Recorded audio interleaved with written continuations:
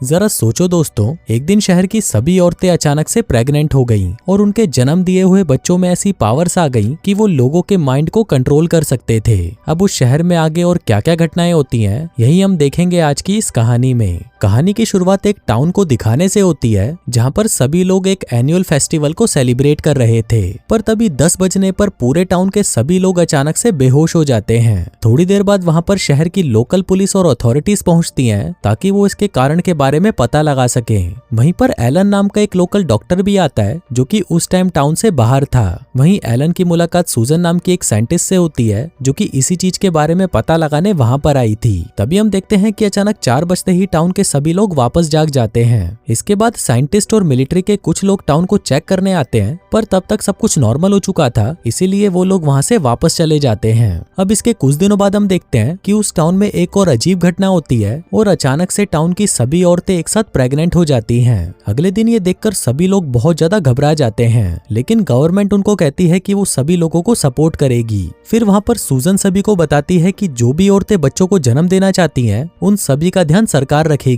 उन सभी को $3000 के साथ साथ हर तरह की मेडिकल सुविधाएं भी दी जाएंगी। अब ये सभी बातें सुनकर टाउन की सारी औरतें बच्चों को जन्म देने के लिए तैयार हो जाती हैं। फिर जैसे जैसे टाइम बीतता है, उन सभी प्रेग्नेंट औरतों के लिए प्री डिलीवरी की क्लासेस रखी जाती हैं और जब डिलीवरी का टाइम आता है तो एक एक करके वो औरतें 5 लड़कों और लड़कियों को जन्म देती हैं। लेकिन उनमें से एक औरत की बच्ची मरी हुई पैदा होती है तो सूजन उसकी डेड बॉडी को उठाकर अपने साथ लैब में ले जाती है। अब जैसे जैसे वो बच्चे बड़े होते जा रहे थे, हम देखते हैं कि वो बच्चे नॉर्मल बच्चों की बजाय ज्यादा इंटेलिजेंट थे। उनमें से कुछ तो ऐसे थे जो 2-3 महीनों की उम्र में ही अपना नाम लिख लेते थे। अब ऐसे ही एक दिन बारबरा नाम की एक औरत अपनी बेटी के लिए सूप बना रही थी, पर तभी उसकी बेटी को बहुत गुस्सा आ जाता है क्योंकि वो सूप बहुत ज्यादा गर्म था। जिसके बाद वो बच्ची अपनी आंखों से बारबरा को कंट्रोल करने लगती है और तभी बारबरा उस गर्म सूप में अपना हाथ डाल देती है, जिससे उसका पूरा हाथ जल जाता है और उसे तुरंत हॉस्पिटल ले जाया जाता है। वहीं जब डॉक्टर एलन उससे इसके बारे में पूछता है तो बारबरा को लगता है कि शायद वो उसकी बातों पर यकीन नहीं करेगा, इसलिए वो उसे कुछ नहीं बताती। अब इस घटना के बाद से ही बारबरा डिप्रेशन में चली जाती है और एक दिन वो पहाड़ से कूदकर आत्महत्या कर लेती है। अब धीरे धीरे टाइम बीतता है और जैसे ही वो सभी बच्चे 7 साल के हो जाते हैं तो वो सभी बच्चे अपनी अपनी जोड़ीदार यानी कि पेयर बना लेते हैं। लेकिन वहाँ पर सिर्फ डेविड ही अकेला था क्योंकि उसकी पेयर मरी हुई पैदा हुई थी। हम देखते हैं कि ये बच्चे बहुत ही ज्यादा पावरफुल थे और किसी को भी आसानी से कंट्रोल कर सकते थे।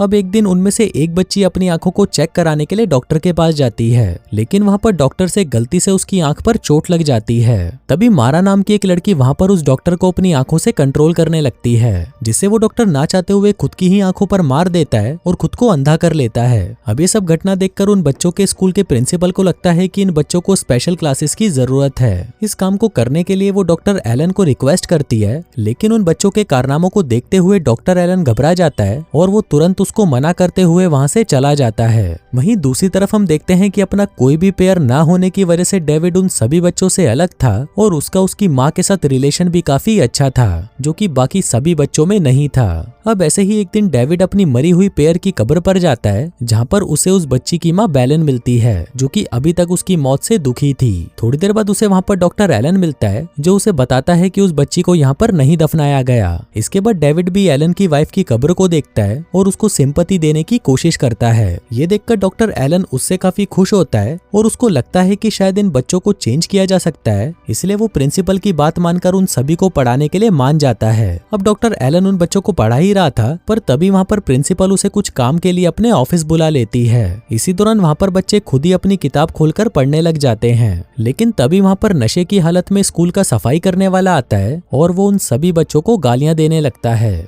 इसी दौरान वो एक बच्चे को झाड़ू से मारने भी लगता है, जिससे सभी बच्चों को लगता है कि वो खतरे में है, इसलिए वो सभी बच्चे उस आदमी को कंट्रोल करने लगते हैं। जिसके बाद वो आदमी पहले तो स्कूल की छत पर चढ़ता है और फिर वहाँ से कूदकर खुद की जान ले लेता है। दूसरी तरफ बच्चे स्कूल छोड़कर वहाँ से चले जाते हैं, जिससे एलन को लगता है कि इन बच्चों में कुछ तो अजीब है। इसके बाद एलन सूजन के पास जाता है और उसको बताता है कि टाउन में जो भी अजीब चीजें हो रही हैं, उनके पीछे ये बच्चे हैं, क्योंकि उन बच्चों के पैदा होने के साथ ही टाउन के बाहर 30 लोगों ने आत्महत्या कर ली थी। इसके बाद सूजन एलन को बताती है कि सभी चीजें शहर के अलग अलग टाउन में हो रही हैं, जहाँ पर टाउन के सभी लोग अचानक बेहोश हो जाते हैं और जब वो उठते हैं तो वहाँ की सभी औरतें प्रेग्नेंट हो जाती हैं। सूजन उसको बताती है कि वो सभी बच्चे एलियन हैं और इसको प्रूफ करने के लिए वो एलन को अपने लैब में ले जाती है, जहाँ पर वो उस बच्ची को लेकर आई थी जो पैदा होते ही मर गई थी। फिर जब एलन उस बच्ची को देखता है तो वो शॉक्ड हो जाता है, क्योंकि वो बिल्कुल उस एलियन की तरह दिख रही थी। इसके बाद एलन अपने घर पर जाता है, जहाँ पर उसकी बेटी मारा उसे धमकी देती है कि वो उसे उसके दोस्तों से अलग ना करे, और अगर उसने ऐसा किया तो इसका अंजाम बहुत ही बुरा होगा।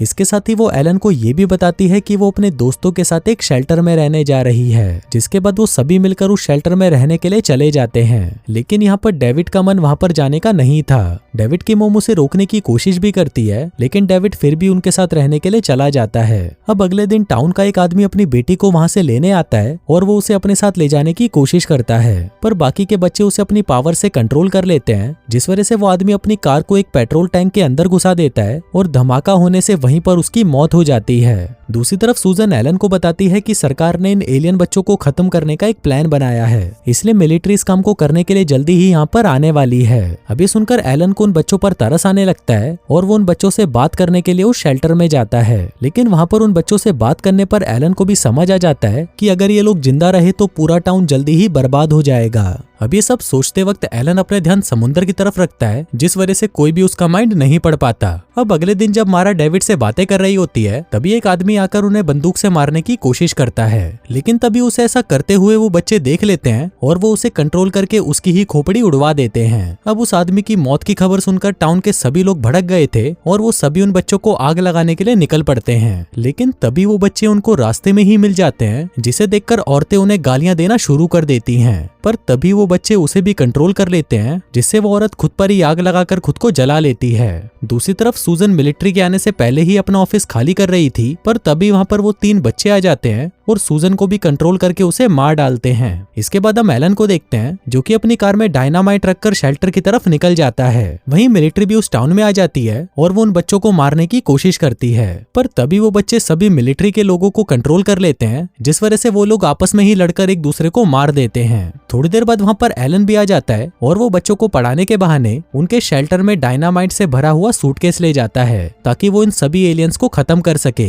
एलन को पता था कि उनमें से डेविड सबसे अलग है, इसलिए वो डेविड को उसकी कार में से बुक लाने के लिए बाहर भेज देता है। तभी वहाँ पर मारा को उस पर डाउट होने लगता है और फिर वो सभी मिलकर एलन के माइंड को पढ़ने की कोशिश करने लगते हैं। अब वो ये सब कर ही रहे थे कि तभी वहाँ पर डेविड अपनी माँ के साथ आ जाता है, जिसको देखकर मारा डेविड की माँ को भी कंट्रोल करने लगती है, लेकिन ये देखकर डेविड को गुस्सा आ जाता है और वो मारा को धक्का देकर उसे नीचे गिरा देता है और अपनी माँ के साथ बाहर भाग जाता है। इसके बाद वो बच्चे एलन के दिमाग को फिर से बढ़ने लगते हैं, लेकिन तभी वो डायनामाइट वहीं फट जाता है और एलन के साथ साथ वो सभी एलियंस मारे जाते हैं। लास्ट में डेविड और उसकी माँ इससे बच गए थे, जिसके बाद वो दोनों वहां से किसी दूसरे टाउन के लिए निकल जाते हैं। और दोस्तों, इसी के साथ ही ये कहानी यहीं खत्म हो जाती है।